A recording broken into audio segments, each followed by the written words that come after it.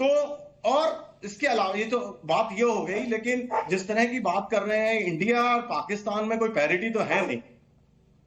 India की economy 4 billion है, जो कि आप जो है चौथी नंबर पे पहुंचने वाले हैं। पाकिस्तान की कहां हालत है, अब आप कंपेयर कर लीजिए डिफेंस फोर्सेस को, तो वहां क्या कंपैरिजन है उनका आपस में। नहीं, डिफेंस फोर्सेस का कंपैरिजन करेंगे सर तो राजा काशिफ एजाज उल हक शायद उठ के टीवी से भागना चाहें, उनको रोक के रखना है, बातें करनी है।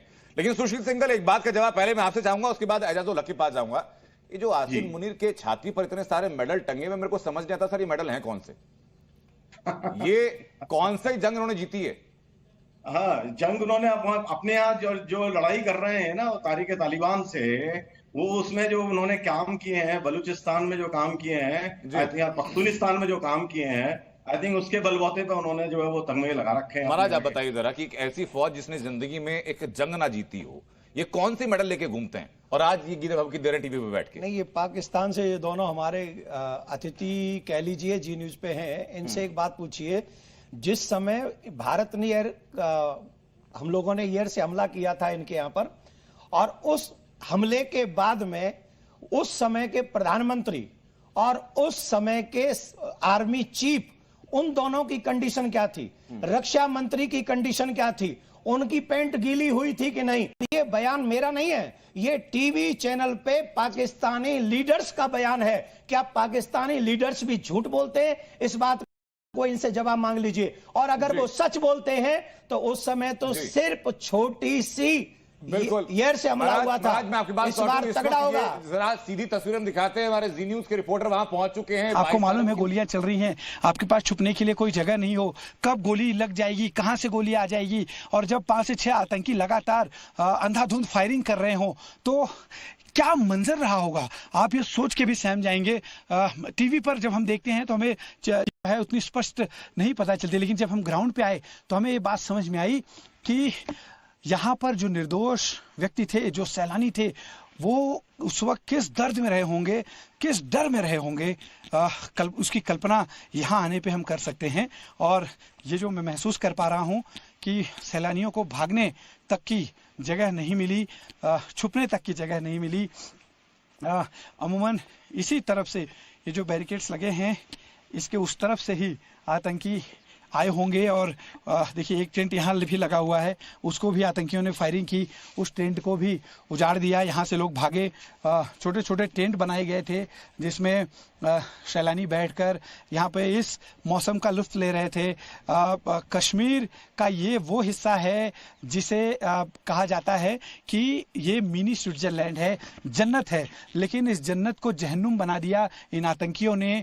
और जहन्नुम बनने के लिए उन्होंने लगातार अंधाधुंध फायरिंग करते रहे। और अब भारत सरकार इन आतंकियों और उनके आकाओं को चुन चुन कर मारने की बात कर रही है, और उस दिशा में काम भी शुरू हो गया है। पाकिस्तान का हुक्का पानी बंद करने की पूरी तैयारी है भारत सरकार की तरफ से।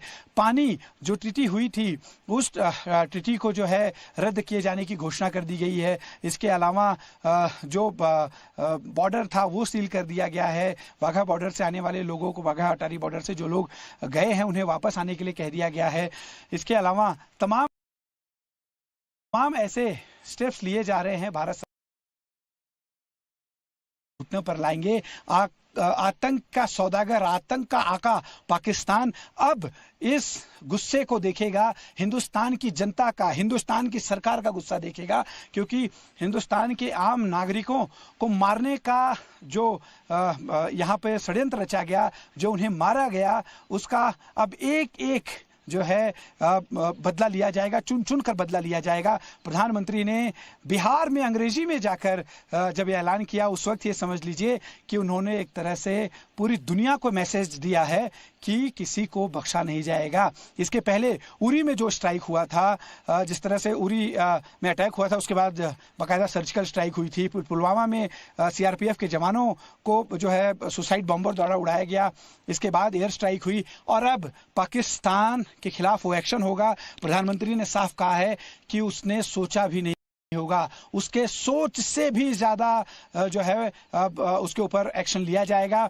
और एक्शन की जो सबसे बड़ी वजह है वो इस जगह पर घटी खूनी घटना। लगातार भागते भारतीय जो लोग थे, जो अलग अलग जगहों से आए थे, उन पर हुआ खूनी अटैक, उनको जो है जान से जिस तरह से मारा गया, उसके बाद ये जो है एक्शन लेने की शुरुआत हुई है। एक और हट हम देखते हैं जहां पर ये सभी छुपे हुए थे आतंकी, और इसके बाद इन्हीं रास्तों से होते हुए सैलानियों तक पहुंचे। सैलानियों को भागने का मौका नहीं मिला। हम कोशिश करते हैं इस हट तक पहुंचकर यहाँ की स्थिति दिखाने की।